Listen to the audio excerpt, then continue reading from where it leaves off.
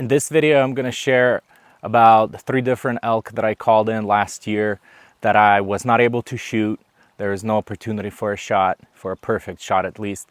And the final story is going to be about the elk that I did shoot. So right now I'm in the area where I killed my elk last year, and it was actually up above over there. And I'm going to start with the first story. It was not in this area, it was in a different area on the coast, but I called in. I was hiking with my buddy, and I bugled, and I heard an elk respond probably about half a mile away. So I figured we're gonna hike up to him. It was uphill, and we started hiking up, and it seemed like the bull just ran to us so fast that 200 into our hike up the hill, we got busted. We were standing on an old logging road, and the bull saw us, so we dropped down to our knees. He was a small bull, but it was the opening day, and what happened is that I did not range him, so I didn't shoot him because I didn't know how far he was standing from me. And yeah, I could have made a shot, but at that point it's going to be guessing, and whenever you're guessing your range, you're not sure if you're going to hit the vitals on a bull elk. So I didn't shoot that one. We spent the rest of the day trying to find him, bugling, but nothing in that area at least. And my mistake on that was I assumed that the bull will just stay in his area and not move. So we started hiking, and I was not prepared for him to come in so fast. So a lesson I learned from that story is just be prepared. Don't run through the bushes. Don't run up a road. Be ready to shoot. Be ready have your rangefinder ready to range the distance, so you can do a calculated shot. And the second story is it was actually up here. My buddy and I, a different buddy, we were hiking, hunting, and I was bugling on the trail. I was bugling off the trail, just going through the forest, and it seemed like at least no response, nothing. There were fresh tracks, but nothing, no response. So we're just going, and I'm bugling every like 100 yards. I move 100 yards, bugle. I move 100 yards, bugle. As you can see, there's a lot of open, there's a lot of timber up there as well. And then we just stopped, relaxed on a rock. We were just absorbing the sun, taking a break, having some snacks or something. And I let out like a very soft, like lazy bugle. And bam, 500 yards, 600 yards from us, there was a response. And at first I didn't believe it, because I was like, no way, that's probably another hunter. But nobody hunts in this area. At least I haven't seen a single hunter last season. So we started slowly this time. So I learned a lesson last time not to go too fast. And this time we slowly started to go through the forest, also up the hill. And I was using my binoculars a lot. And I was able to spot a cow. We moved about 400 yards, 500 yards, and I was able to spot a cow below us. So I left my backpack, got my tube, got my grunt tube, and started calling. I was within probably like 70 yards from the bull, but I don't know why he didn't want to come closer than that. And he was responding a couple of times. He responded, then he started coming my way. And he just would not come out of the bushes. He would like go around, show me his antlers, and go back down. And then he took his cows, and they started going away. And I thought that they probably smelled me, or I don't know, I got busted somehow by my unprofessional bugling. It was my first year last season hunting, archery hunting, and bugling and calling elk. So I was like, maybe they realized I'm not an elk, not a bull elk, and started leaving. And again, I made the same mistake as last time. I started going through the forest too fast. I was trying to see which way they went, but they actually didn't go that far. They only moved about 100 yards, and they were standing out in the open. and I was not paying attention. I was looking, I don't know where, but not where the elk was standing for sure. And my buddy, he was behind me, and he started hissing at me and like calling my name, and he was like, hey, hey. But I wasn't paying attention to him either, because I assumed the elk were gone.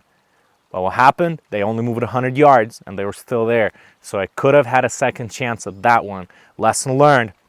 Again, don't hurry, don't go too fast. Don't assume that. In the first story, I assumed the bull is gonna stay in that area. In the second story, I assumed the bull was gone. And it's fun, you know. You learn a lot hunting elk, calling, and making mistakes, and then not repeating them, and actually repeating the important things and the good things you learned that actually worked. So then, third story, same area. After we lost that bull, we decided not to go after him anymore. After he realized that we're people, and what we did is we looped around, and I started coming.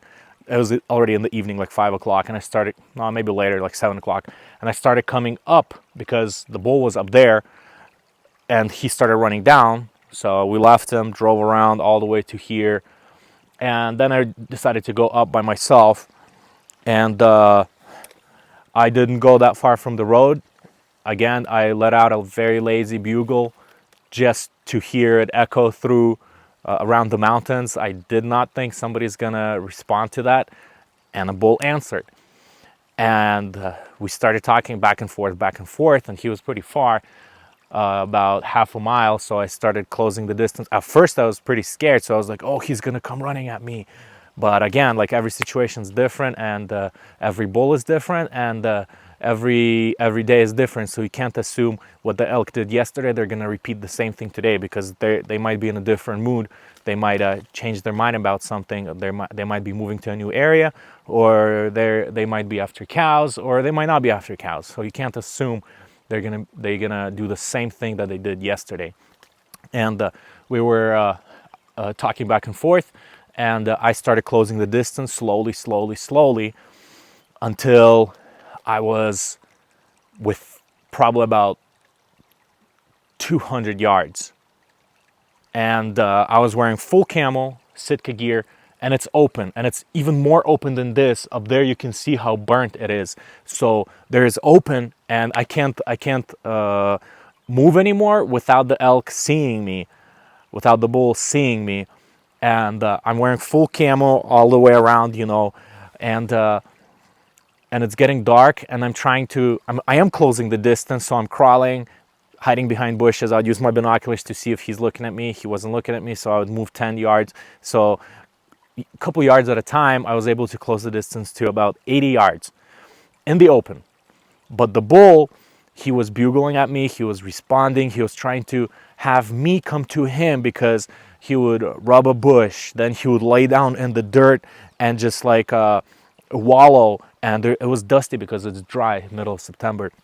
So, and he would wallow, and then he would bugle at me, and then he would rub another bush, and destroying the bushes completely. So he was calling me to him now, and I was bugling, and I was doing cow calls, and we were at it for like 2 hours, probably back and forth out in the open, while my buddy was sitting on a hammock by the car listening to our conversations, to our elk conversations. And and he would not come closer than 80 yards. In fact, he was going somewhere, and I don't know where he was going or why he was going that direction. He was moving that way, and I don't know why he was going there. Either the cows went that way, or maybe the herd went that way, or maybe he was in a fight with the other bull that day earlier. So neither of the bulls wanted to come to another bull. The first bull that I saw up there also just rounded up his cows and left. He didn't want to fight. He didn't even want to see me. And this bull was doing the same thing. He was calling me to him, but he wasn't coming to me. So I assumed that they probably were in a fight earlier that day or the day before. So they established their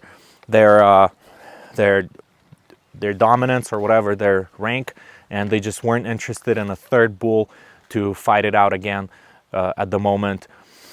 Again, it's just a lot of learning, a lot of patience.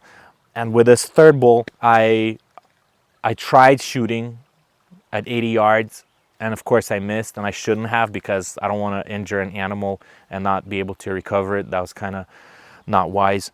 So I have decided not to shoot beyond distances that I know I can make a quality shot, and know that I'm gonna put that bull on the ground. So I lost an arrow, lost a broadhead. I probably should go find it. It's been already a year, but whatever.